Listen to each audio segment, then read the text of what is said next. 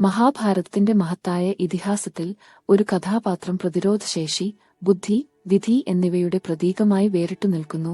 പാഞ്ചാലി എന്നറിയപ്പെടുന്ന ദ്രൗപദി. പവിത്രമായ അഗ്നിയിൽ നിന്ന് ജനിച്ച് ചരിത്രം രൂപപ്പെടുത്തുന്നതിൽ നിർണായക പങ്ക് വഹിക്കാൻ വിധിക്കപ്പെട്ട അവളുടെ കഥ. ഒപ്പം വിജയത്തിന്റെയും ദുരന്തത്തിന്റെയും പരിവർത്തനത്തിന്റെയും. ഇന്നത്തെ വീഡിയോയിൽ പരാമർശിക്കുന്നത് ആ കഥാപാത്രത്തെക്കുറിച്ചാണ്. ഏവരെയും വീഡിയോയിലേക്ക് ഞാൻ സവിനയം സ്വാഗതം ചെയ്യുന്നു.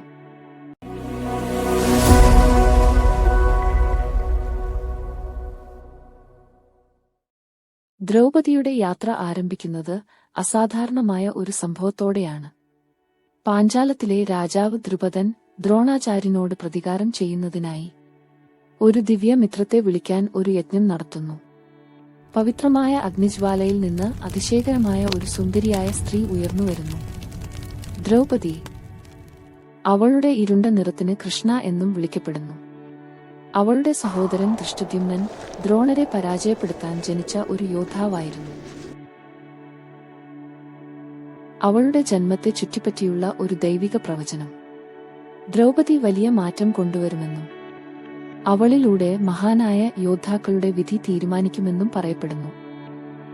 അവളുടെ വിധി പാണ്ഡവരുടെയും കൗരവരുടെയും വിധിയുമായി ബന്ധപ്പെട്ടിരിക്കുന്നു. ദ്രൗപദിക്ക് വിവാഹപ്രായമെത്തിയപ്പോൾ ദ്രുപദ രാജാവ് ഒരു സ്വയംവരം സംഘടിപ്പിക്കുന്നു.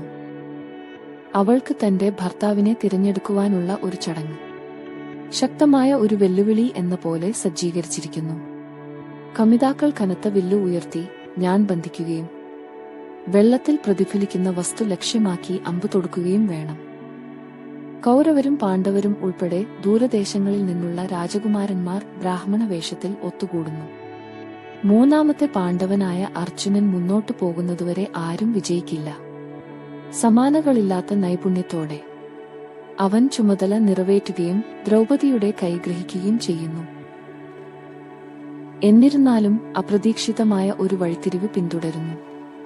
ഒരു തെറ്റിദ്ധാരണ മൂലം ദ്രൗപദി 5 പാണ്ഡവരുടെയും ഭാര്യയായി. അവളുടെ അസാധാരണമായ വേഷത്തിന് കളമൊരുക്കുകയും ചെയ്യുന്നു.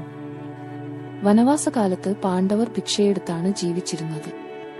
ബ്രാഹ്മണ വേഷത്തിലാണ് പാഞ്ചാലി സ്വയംവരത്തിൽ പങ്കെടുത്തത്.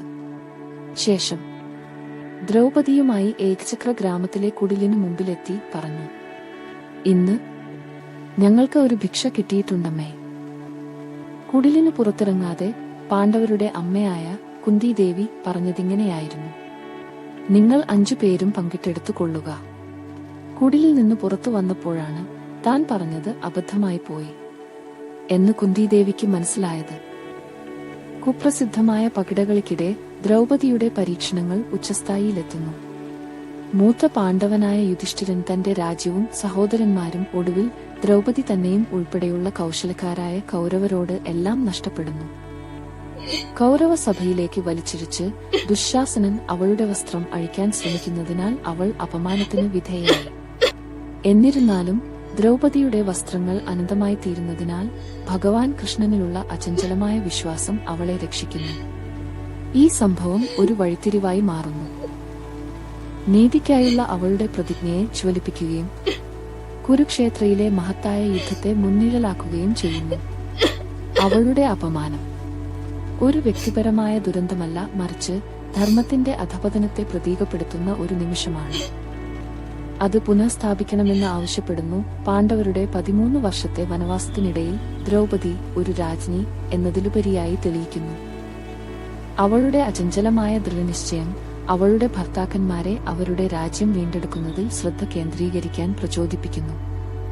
അവളുടെ ബുദ്ധിയും ഉപദേശവും പലപ്പോഴും അവരെ നയിക്കുന്നു.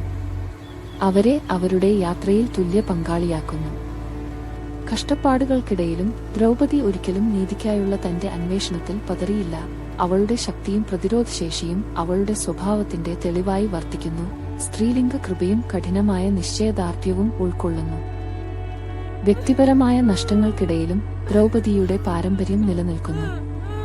അവൾ നീതി, അന്തസ്, ധർമ്മത്തിന്റെ ശക്തി എന്നിവയെ പ്രതീകപ്പെടുത്തുന്നു. അവളുടെ പരീക്ഷണങ്ങളിലൂടെയും വിജയങ്ങളിലൂടെയും ദ്രൗപദി ഇന്ത്യൻ പുരാണങ്ങളിൽ കാലാതീതമായ ഒരു വ്യക്തിയായി തുടരുന്നു. പ്രതികൂല സാഹചര്യങ്ങളിലും മനുഷ്യാത്മാവിന്റെ ശക്തിയെ ഓർമ്മപ്പെടുത്തുന്നു. ദ്രൗപദിയുടെ കഥ വെറും പോരാട്ടത്തിന്റെയും നഷ്ടത്തിന്റെയും കഥയല്ല. അത് ധൈര്യത്തിന്റെയും സ്ഥിരോത്സാഹത്തിന്റെയും നീതിയുടെയും ഒരു ഇതിഹാസമാണ്. മഹാഭാരതം വീരത്വത്തിന്റെയും വിശ്വാസവഞ്ചനയുടെയും വിധിയുടെയും കാലാതീതമായ കഥയായി നിലകൊള്ളുന്നു. അതിന്റെ ഹൃദയത്തിൽ ധൈര്യവും പ്രതിരോധശേഷിയും അന്തസ്സും നിർവചിക്കുന്ന ഒരു സ്ത്രീയാണ് ദ്രൗപദി. 5 സഹോദരന്മാരുടെ മഹാറാണി, അപമാനത്തിന് ഇരയായ ചരിത്രത്തെ രൂപപ്പെടുത്തിയ ശക്തി. പാണ്ഡവരുടെ ഉയർച്ചയിൽ ദ്രൗപദി ഒരു പ്രധാന പങ്ക് വഹിച്ചു. ഇന്ദ്രപ്രസ്ഥത്തിലെ റാണി എന്ന നിലയിൽ അവൾ കൃപയോടെ തന്റെ ചുമതലകൾ സമതുലിതമാക്കി. എന്നിരുന്നാലും ഐശ്വര്യം ക്ഷണികമായിരുന്നു. ഒരു ദുഷിച്ച ഗൂഢാലോചന അവളെ കാത്തിരുന്നു.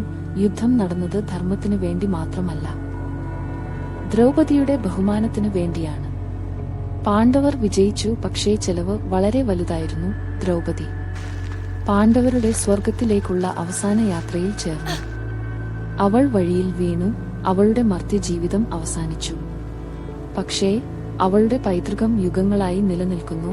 ദ്രൗപദി ഒരു രാജ്ഞിയേക്കാൾ കൂടുതലായിരുന്നു. അവൾ ആത്മാവിന്റെ പോരാളിയായിരുന്നു. നീതിയുടെ പ്രതീകമായിരുന്നു. ഒരു സ്ത്രീയുടെ ശക്തിയുടെ ശാശ്വതമായ ഓർമ്മപ്പെടുത്തലായിരുന്നു.